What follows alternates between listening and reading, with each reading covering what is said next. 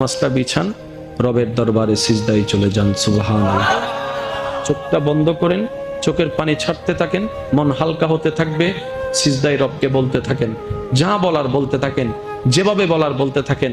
মনে রাখবেন, আপনার সেই মনের বেতার ভাষা হতে পারে আপনার রক্ত বুঝবে না, আপনার ভালোবাসার মানুষ বুঝবে না, আপনার প্রিয় মানুষ বুঝবে না, কিন্তু আপনি যেভাবেই বলেন না কেন, আপনার প্রত্যেকটা শব্দ আপনার রব্বুল আলামিন বুঝবেই বুঝবে। সুবহানাল্লাহ। আপনি যখন ওনাকে দুঃখের কথা বলবেন, উনি আপনার দুঃখটাকে হালকা করে দিবে। সেই দুঃখের খবর প্রকাশ করে আপনাকে কখনো বেইজ্জত করবে না। আর আপনি যখন সুখের খবর পেয়ে রবের দরবারে সিজদায় চলে যাবেন, তখন আল্লাহ তাআলা খুশি হয়ে আপনার সুখটাকে আরো বাড়ায় দিবে।